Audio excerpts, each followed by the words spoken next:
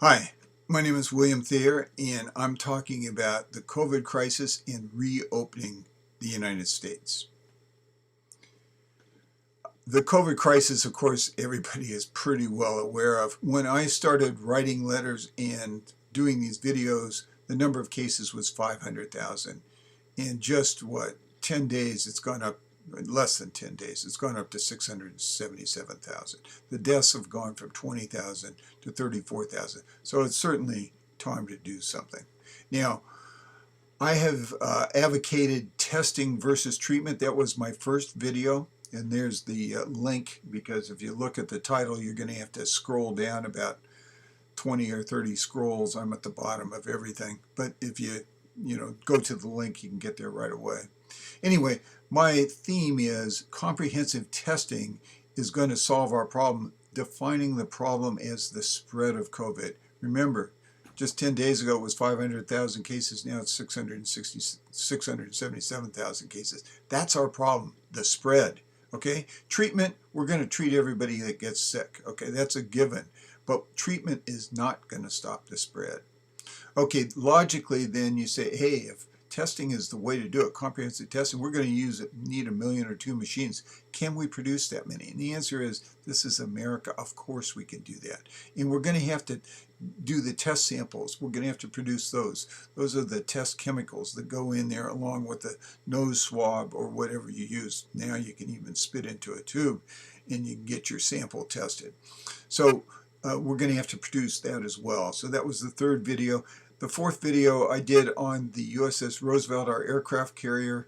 It did not have comprehensive testing. In fact, they had very little testing capability at all. And it was a disaster. 589 sailors got sick. What would have happened if the Roosevelt had comprehensive testing?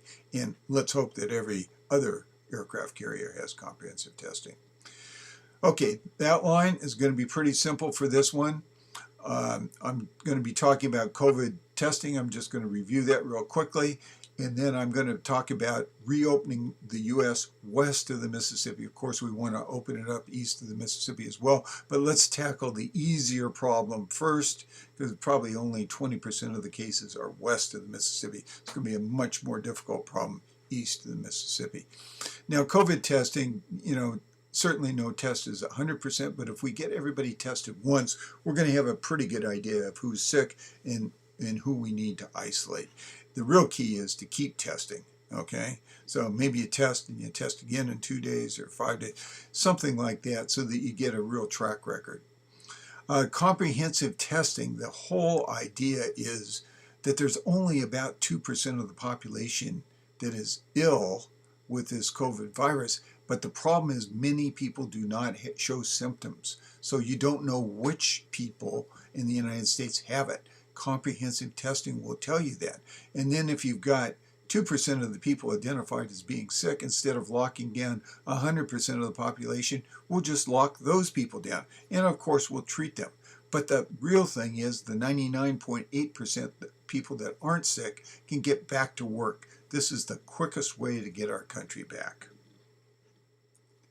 Okay, so one of the test machines, and the one that I've used as an example, but there's many other test machines, is the Abbott ID Now. It gets you positive results in 5 minutes, negative results in 12 minutes. I've got a couple links down there describing it. And you can always freeze frame these and go in and learn more about these test machines. The Kula, another good test machine by BioTek. I just learned about this one just a day ago. Phamatech, it's again here in San Diego where I am.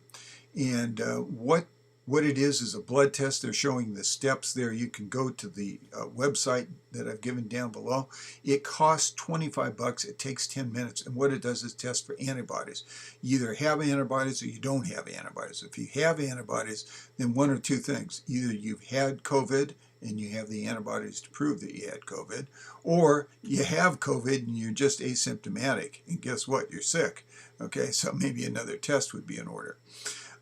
If you don't have antibodies, that means you haven't had COVID. That means you're COVID free. That's important. Okay, that's subject number one. Now, subject number two is I'm talking about opening up the states, state by state, west of the Mississippi. So what I would do is I'd have three principles. I'd take the states with the least cases, because they're the healthiest. It's going to be the easiest to test them.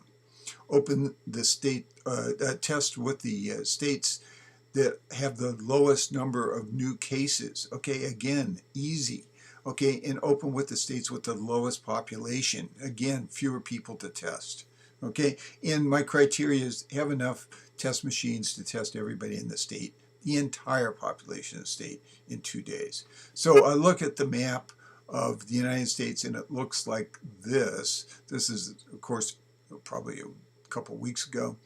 It shows Washington being really bad shape. It's actually in much better shape today. It shows San Francisco being more of a problem than LA. Actually, LA is more of a problem than that. It shows Texas, and Houston is not much problem. It's a bigger problem today. Louisiana, yeah, it's a problem. Okay, but I look at this and I look west of the Mississippi, east of the Mississippi. Obviously, east of the Mississippi, you got a lot more problems. I mean, you have states like Maine that have hardly any cases, but I'm just going to concentrate for beginning in the states west of the Mississippi. So there's where I'm going to draw my line, and I'm going to test these. The reason I'm doing this again is because there's fewer cases west of the Mississippi. California, the largest state in the country, 40 million, 27,000 cases. Compare that to New York over there, 226,000. Okay, Texas, 16,000, Louisiana, 22,000, Washington, 10,000. Okay, if you add up all those states, they're just about add up to New Jersey, which is the second state on the East Coast. Okay, so clearly the West Coast is an easier problem. If you divide the country right down the Mississippi, the population west of the Mississippi, about 140 million, east of the Mississippi, 190 million. So you're kind of almost doing half the country. You're doing the easier part of the country. Okay, so there are the states. I'm not going to worry about east of the Mississippi for this example. So I'm going to start out with the lowest population, least cases. That's these states right here. And with 5,000 test machines in each state, I can test each state, the entire population, in a day or two. Okay, 30,000 test machines, not a lot. So it's the green stars: Montana, Wyoming, North Dakota, South Dakota, Hawaii, and Alaska. The easy, start easy first, work up more difficult. Now, look for the populations between 1 and 3 million. You can freeze frame this and go through the numbers if you want, but trust me on this. I've got the test machines on the right. I need 105,000 test machines. So that's the states that would be the blue stars. That's probably about half the states west of the Mississippi. Then I'm going to go up in population between 4 million and 7 million. Again, if you're interested, you can freeze frame this. I put the number of test machines on the right. You need about 135,000 test machines. This is going to give me all the states in yellow. So I've got all the states west of the Mississippi except for the 4 big ones. The 4 big ones being the largest number of cases. That's Washington, California, Texas, and Louisiana. Of course, Louisiana is the lower population, but it did have a lot of cases. It still has a lot of cases. California, the largest state in the country, and Texas, the second largest in terms of population. So they're going to require a lot of test machines, 150,000 for California. So the total will be 320,000. But what I'll have is half the country in pretty good shape. I should be able to get 99.8% of the people back to work. Okay, there'll still be cases that will come up, but basically people will get back to work, and then they can help everybody east of the Mississippi along with the other efforts that are continuing east of the Mississippi. Now, I'm assuming that we can get our act together in this country and start producing test machines, and so by the end of the week of April 24th, we can produce 30,000 test machines. That's what I need for my first batch of states. By May 1st, 60,000. Won't quite have enough to do the second batch of states yet, but I'm assuming that I can double my production every week. Okay, 30,000, 60,000, 120,000, 240,000 is shown there for the weekly production. Cumulatively is what I produce over on the right. it'll be 460,000 machines. Now, if you go back to those 4 different batches of states, I needed 30,000, 105,000, 135,000, 320,000, or 490,000 machines. And you see, that's just about what I produced there at 460,000 machines. So I think we could really get the west of the Mississippi back in action, those states back in action in 4 to 5 weeks. That's probably optimistic, but that's what I think could be done. Now today, Trump came out with his reopening the United States, open the United States again plan. I call it the Trump CDC plan because really it's a CDC method. This is what they use for all their flu recoveries, et cetera, et cetera. And so what the basic plan is, if you didn't catch the briefing, step 1 is with the, if you ease up, well, if you're in lockdown now, if your cases go down for 14 days, then you can ease restrictions. Okay, larger groups of people, go to some stores. And then with the easier restrictions, if your cases don't go up but continue down for another 14 days, then you can ease the restrictions further. And finally, step 3 is, again, if your cases continue to go down for 14 days, you can get back to normal. So if you're perfect, you get back in 6 weeks. I mean, probably Alaska would be already at step 1, maybe at step 2. Okay, so, but for other states, it's going to take minimum of 6 weeks and probably longer in a lot of cases.